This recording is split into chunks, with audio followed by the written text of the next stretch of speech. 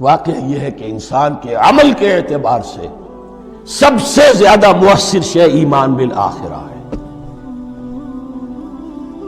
ایمان بالآخرہ ہے تو عمل سیدھا رہے گا کہ ہاں مجھے جواب دہی کرنی ہے، جانا ہے، اٹھنا ہے، اللہ کے حضور حاضری ہے۔ اگر یہ یقین ہے تو عمل صحیح ہوگا۔ اس میں کمی ہو گئی تو توحید جو ہے وہ بھی بس ایک عقیدہ، ایک ڈوگما بن کے رہ جائے گی۔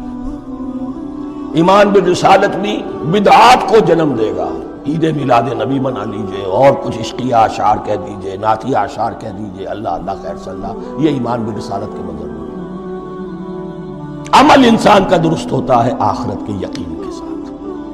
وَبِالْآخِرَةِ هُمْ يُوقِنُونَ، آخرت پر انہی کا یقین ہے، انہی کا یقین ہے۔ یہ حصر بھی ہے اس اعتبار سے کہ یہودی میں مدعی تھے کہ ہم آخرت پر یقین رکھتے ہیں، یہاں کنٹراسٹ دکھایا جا رہا ہے، آخرت پر یقین رکھنے والے یہ لوگ، اور تعویل خاص کے اعتبار سے وہ لوگ موجود ہیں تمہاری نگاہوں کے سامنے۔ 13 برس کی محنت کی کمائی محمد الرسول اللہ صلی اللہ علیہ وسلم کی اس کتاب کی، یتلو علیہم آیاتہ ویزکیہم ویعلمہم الکتاب والحکمہ، اس کا جو نتیجہ ہے وہ تمہارے سامنے۔ اولئک علی ھدی من ربہم، یہ وہ لوگ ہیں جو اپنے رب کی طرف سے ہدایت پر ہیں۔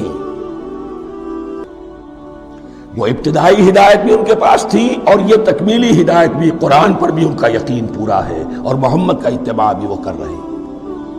وَأُولَٰئِكَ هُمُ الْمُفْلِحُونَ، اور یہی وہ لوگ ہیں جو فلاح پانے والے ہیں۔ فلاح کا لفظ بھی قرآن مجید کی بڑی اہم اصطلاح ہے، منزل مراد کو پہنچ جانا،